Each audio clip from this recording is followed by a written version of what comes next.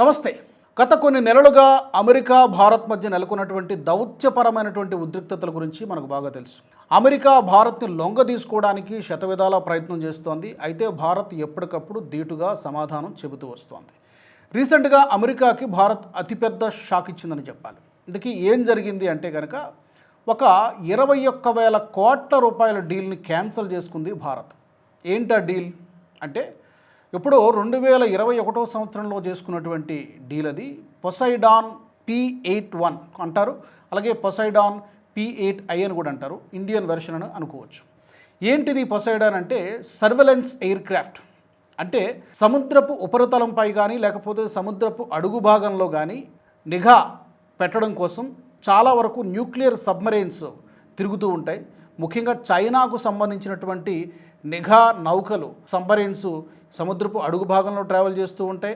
China దగ్గర సుమారుగా 60 నుంచి 65 వరకు కూడా ఈ సబ్మరైన్స్ ఉన్నాయి.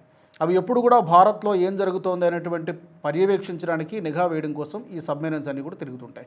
వీటి కదలికలను కనిపెడుతూ ఉండాలి అంటే తప్పకుండా మనకి ఈ surveillance air craft America develop చేసింది. నిజానికి బోయింగ్ సంస్థ ఈ యొక్క పొసైడాన్ తయారు చేసింది. ఇది ultra modern.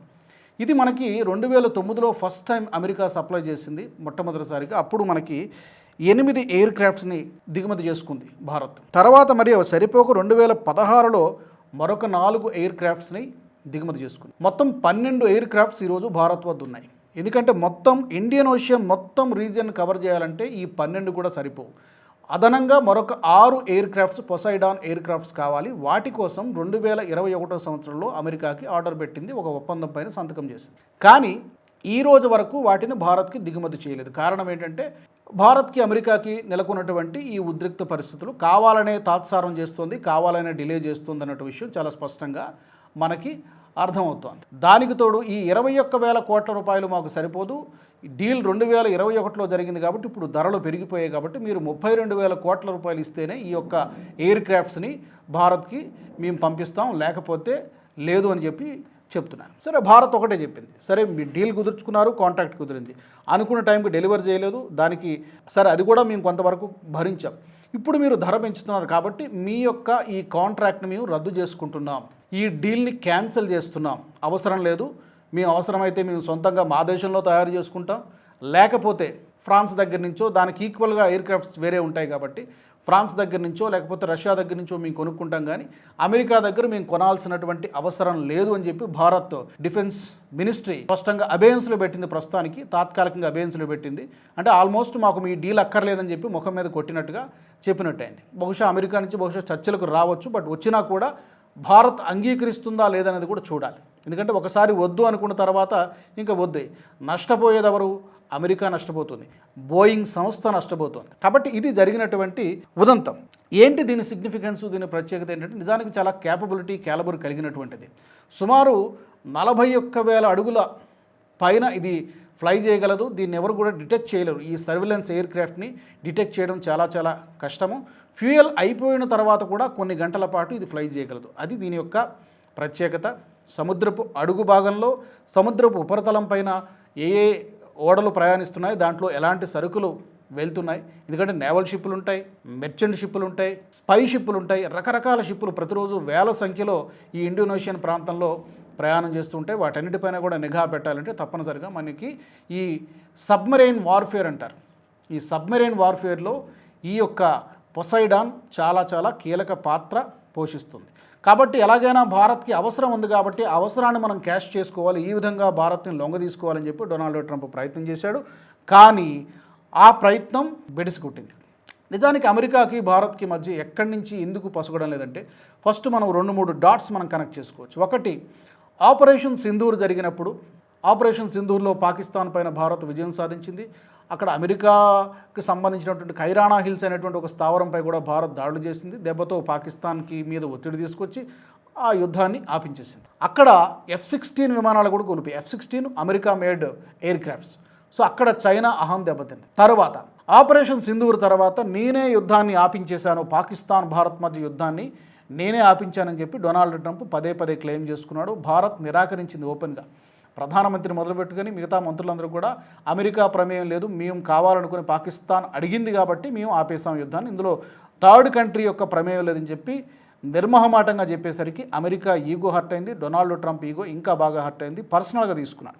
Number 1, operation Sindoor తర్వాత భారత్కి దూరం జరిగింది అమెరికా, పాకిస్తాన్కి దగ్గర జరిగింది. అంటే మీ ప్రత్యర్థితో, మీ శత్రువుతో మేము చేతులు కలుపుతున్నాం సుమా అని చెప్పి భారత్ను హెచ్చరించడానికి దశాబ్దాలుగా పాకిస్తాన్కి మనకు ఉన్నటువంటి వైరం తెలిసింది. ఉగ్రవాదాన్ని ప్రోత్సహిస్తూ వేల సంఖ్యలో ఉగ్రవాదులను తయారు చేస్తూ భారత్పైకి ఉసుగెలుపుతోంది పాకిస్తాన్. కాబట్టి మీరు మాకు మాట వినకపోతే మేము పాకిస్తాన్ని ఎంకరేజ్ చేస్తాం, మీ మీద ఉసుగొలుపుతాం అనేది అమెరికా ఇస్తున్నటువంటి సిగ్నల్. అయినప్పటికీ కూడా భారత్ తల వంచలేదు. రెండో పాయింట్ తర్వాత అందులో భాగంగానే నోబెల్ పీస్ ప్రైజ్ కోసం డొనాల్డ్ ట్రంప్ చాలా ఆరాటపడ్డాడు, చాలా కోరుకున్నాడు. నోబెల్ పీస్ ప్రైజ్ కావాలి నాకు ఎందుకు, ఒబామాకి ఇచ్చినప్పుడు నాకెందుకు ఇవ్వరని చెప్పి డొనాల్డ్ ట్రంప్ చాలా ప్రయత్నాలు చేశాడు. బట్ అది వర్కౌట్ కాలేదు. నోబెల్ పీస్ ప్రైజ్ అతనికి రాలేదు, వెనిజులాలో ఉన్నటువంటి ఒక మహిళకు వెళ్ళిపోయింది. నోబెల్ పీస్ ప్రైజ్కి సంబంధించి కూడా భారత్ నామినేట్ చేయలేదు, కానీ పాకిస్తాన్ నామినేట్ చేసింది. ఎందుకంటే పాకిస్తాన్కి సపోర్ట్ చేస్తున్నాడు కాబట్టి పాకిస్తాన్ నామినేట్ చేసింది. ఆ అక్కసు కూడా డొనాల్డ్ ట్రంప్కి భారత్పై ఉంది. జనరల్గా అమెరికా డామినెన్స్ ఎలా ఉంటుంది ఈ వరల్డ్లో అని చెప్పడానికి నేషనలిస్ట్ హబ్లో కానీ ఎన్హెచ్టీవీలో కానీ చాలా వీడియోస్ చేసాం. రీసెంట్గా కూడా ఒక వీడియో చేసాం, అవసరమైతే దాని యొక్క డిస్క్రిప్షన్లో కూడా ఆ వీడియో లింక్ ఇస్తాను. 45 మినిట్స్ వీడియో ఉంటుంది. అది అమెరికా ఆధిపత్యం ఈ ప్రపంచంపై ఎలా ఉంటుంది, 4 పవర్ సెంటర్స్ అనేవి బేసిక్గా అమెరికాలో మొత్తం డిక్టేట్ చేసేది. అమెరికా ఫారెన్ పాలసీస్ దగ్గర నుంచి అమెరికాలో ప్రెసిడెంట్ ఎవరు కావాలి, ఎవరు అభ్యర్థిని ఎవరు నియమించాలి, ఎవరు ఏం చేయాలని చీమ చిటుక్కుమనాలని అన్నా కూడా అమెరికాలో ఈ 4 లాబీలే డిసైడ్ చేస్తాయి. 1 ఫార్మా లాబీ ఉంటుంది, 2 వెపన్ లాబీ ఉంటుంది, 3ది ఆయిల్ లాబీ ఉంటుంది, 4ది బ్యాంకింగ్ లాబీ ఉంటుంది. ఈ 4 పవర్ సెంటర్లే అమెరికా యొక్క భవితవ్యాన్ని శాసిస్తాయి. కేవలం అమెరికా మాత్రమే కాదు, ఈ 4 లాబీలు డీప్ స్టేట్ అండర్లో పనిచేస్తాయి. డీప్ స్టేటే ఈ ప్రపంచంలోని పరిణామాలను, యుద్ధాలను అవసరమైతే సృష్టించడము, లేకపోతే ఏదైనా యుద్ధం జరిగితే అక్కడ ఆయుధాలు అమ్ముకోవాలి కాబట్టి అక్కడ మన ప్రమేయం డెఫినెట్గా ఉండి తీరాల్సిందే. ఇది అమెరికా కొన్ని దశాబ్దాలుగా చేస్తుంది. 20th సెంచరీ నుంచి కూడా అమెరికా యొక్క వ్యూహం ఇది. ప్రపంచం మొత్తం నా కనుసన్నల్లో ఉండాలి, నేనేం చెప్పినా ఎస్ బాస్ అనేటట్టుగా ఉండాలి అమెరికాకి. అది నిజానికి కొన్ని దశాబ్దాల పాటు నడిచింది, కానీ ఇప్పుడిప్పుడే పరిస్థితిలో మార్పు వస్తుంది. భారత్ విషయంలో ఎందుకు అంత పగబట్టింది అమెరికా, డొనాల్డ్ ట్రంప్ ఎందుకు పర్టికులర్గా పగబట్టాడంటే 2014 ముందు వరకు కూడా పరిస్థితి ఒకలాగా ఉండేది. భారత్ ఎలా ఉండేదంటే అమెరికా ఏం చెప్పినా కూడా ఎస్ బాస్ అని తల వంచేటువంటి పరిస్థితి, లేకపోతే అనుకువగా ఉండేటువంటి పరిస్థితి ఉండేది. కానీ 2014 తర్వాత పరిస్థితుల్లో చాలా మార్పులు వచ్చాయి. ఫర్ ఎగ్జాంపుల్, డొనాల్డ్ ట్రంప్ చాలా ప్రామిసులు చేశాడు ఎన్నికల్లో. మా ప్రోడక్ట్స్ని మీరు దిగుమతి చేసుకోండి, మేము జెనెటికల్లీ మాడిఫైడ్ అగ్రికల్చరల్ ప్రోడక్ట్స్ చాలా ఉన్నాయి అక్కడ అమెరికా నుంచి, పాలు కానీ తర్వాత మిగతా అగ్రికల్చరల్ ప్రోడక్ట్స్ చాలా ఉన్నాయి. అది తినడం వలన చాలా రకాల ఆరోగ్య సమస్యలు రావడంతో పాటు ఇక్కడ మన దేశంలో ఉన్నటువంటి కోట్లాది మంది రైతుల జీవనోపాధి పోతుంది. సో దీన్ని నిర్ద్వందంగా, నిర్మోహమాటంగా భారత్ తోసిపుచ్చింది. మీ ఆఫర్ మాకు అవసరం లేదు బాబు అని చెప్పి ముఖం మీద కొట్టి చెప్పారు. ఇది కూడా ట్రంప్ మనసులో పెట్టుకున్నాడు. మేము ఆఫర్ చేసినప్పుడు తీసుకోవాలి కదా, ఎందుకు కొనుక్కోవట్లేదంటే మాకు చాలా స్పష్టంగా ఏంటంటే మాకు ఒక ఇండిపెండెంట్ పాలసీ ఉంది. మాకు ఏది అవసరమో ఆ వస్తువులను మాత్రమే మేము తీసుకుంటాం. మీరు ఫోర్స్ చేశారు కాబట్టి మాకు అవసరం లేని వస్తువులను మేము దిగుమతి చేసుకోలేము, డంప్ చేసుకోలేము. దీంట్లో భాగంగానే అప్పుడు కౌంటర్గా భారత్ నుంచి వచ్చేటువంటి రైస్ని నిలిపేయండి అని చెప్పి ఆ మధ్య ఏదో మాట్లాడాడు. బట్ అదేది కూడా వర్కౌట్ కాలేదు. సో ట్రంప్ చాలా ప్రయత్నాలు చేశాడు, అదేది కూడా ఇక్కడ వర్కౌట్ కాలేదు. నోబెల్ పీస్ ప్రైజ్ విషయంలో కానివ్వండి, ఆపరేషన్ సింధూర్ విషయంలో కానివ్వండి, మైక్ దొరికిన ప్రతిసారి కూడా 7 యుద్ధాలను నేను ఆపాను కాబట్టి నాకు నోబెల్ పీస్ ప్రైజ్ ఇవ్వాలని చెప్పి చాలా ప్రయత్నం చేశాడు. కాబట్టి 7 యుద్ధాలను ఏమీ ఆపాల, 1-2 చోట్ల మాత్రమే డొనాల్డ్ ట్రంప్ సక్సెస్ అయ్యాడు. మిగతా అన్ని చోట్ల కూడా కేవలం అతను డప్పు కొట్టుకోవడం చెప్తే నిజానికి అందులో వాస్తవం ఏమీ కూడా లేదు. ఇప్పుడు 2014 వరకు భారత్ పరిస్థితి ఒకలా ఉండేది. 2014 తర్వాత భారత్ నయా భారత్ లాగా ఆవిర్భవిస్తోంది. డామినెన్స్ మొదలైంది. భారత్ తన మాట వినడం లేదు. ఎలాగైనా సరే లొంగ తీసుకోవాలనేటువంటి ప్రయత్నం చేశాడు. దాంట్లో చాలా రకాల బెదిరించాడు, బ్రతిమలాడాడు. బట్ అయినా కూడా ఇక్కడున్నటువంటి లీడర్షిప్ ఒప్పుకోలేదు. అయితే డొనాల్డ్ ట్రంప్ టారిఫ్స్ని ఒక వెపన్ లాగా వాడుతూ ఉన్నాడు, టారిఫ్స్ని ఒక ఆయుధంలాగా వాడుతూ ఉన్నాడు. కానీ ఈ టారిఫ్ల విషయంలో సొంత దేశంలోనే, సొంత పార్టీలోనే ట్రంప్కు వ్యతిరేకత వ్యక్తమవుతోంది.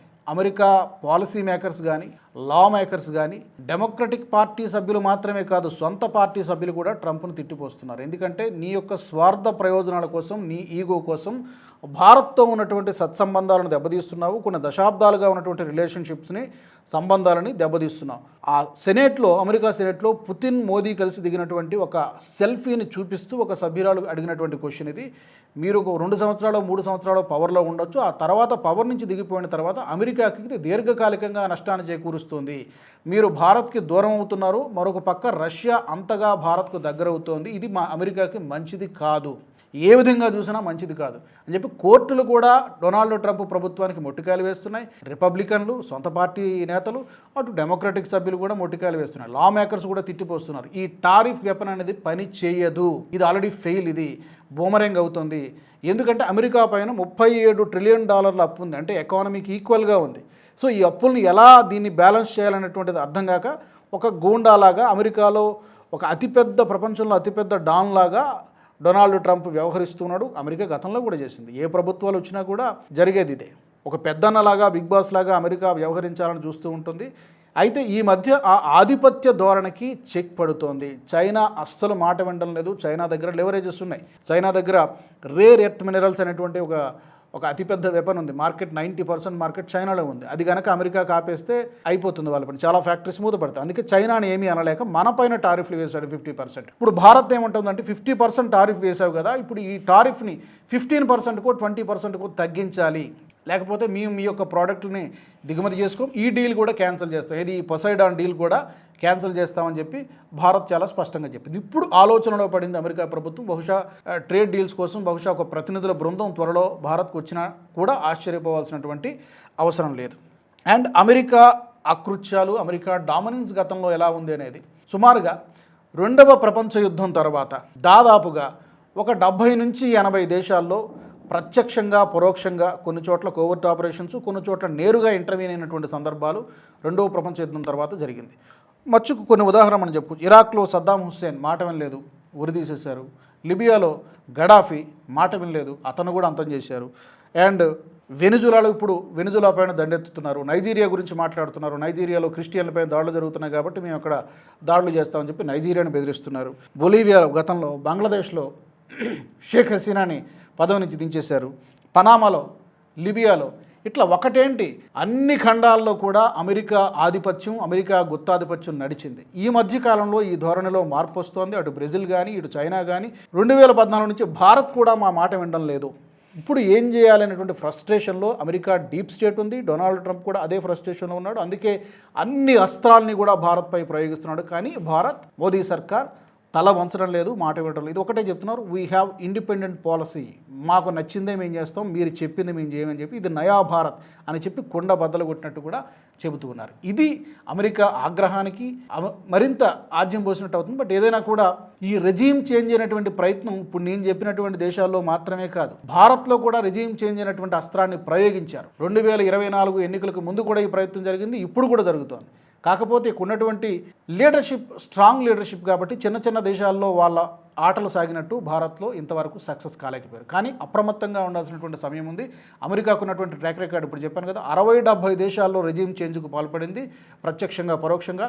అదే ప్రయత్నం భారత్లో కూడా చేస్తుంది. ఆ ముప్పు మాత్రం అమెరికా నుంచి ఎప్పుడు కూడా ఉంటుంది, ఆ డీప్ స్టేట్ నుంచి ఉంటుంది. సో దాన్ని, ఆ ముప్పుని ఇంతవరకు సమర్థవంతంగా భారత్ ఎదుర్కొంది, ధీటుగా జవాబిస్తుంది. మరి భవిష్యత్తులో కూడా అలాగే ఎదుర్కోవాలని మనందరం కూడా కోరుకోవాలి. మరి ఈ అంశానికి సంబంధించి అమెరికా డామినెన్స్ని భారత్ ఎలా ఎదుర్కొంటుంది అనే అంశానికి సంబంధించి మీ యొక్క కామెంట్స్ని తప్పకుండా, మీ యొక్క అభిప్రాయాన్ని కామెంట్ సెక్షన్లో పెట్టండి. మనం మరొక ఎపిసోడ్తో మళ్ళీ కలుద్దాం. జై హింద్. ఈ వీడియో మీకు నచ్చినట్టయితే లైక్ చేయండి, 10 మందికి షేర్ చేయండి. అలాగే కామెంట్ల రూపంలో మీ అభిప్రాయాలను మాతో పంచుకోండి. Nationalist hub group of channels ను సబ్స్క్రైబ్ చేసుకుని తెలుగునాట జాతీయవాద జర్నలిజాన్ని ప్రోత్సహించండి. ఈ వీడియో కింద ఉన్న బెల్ ఐకాన్ పై క్లిక్ చేయడం మర్చిపోవద్దు.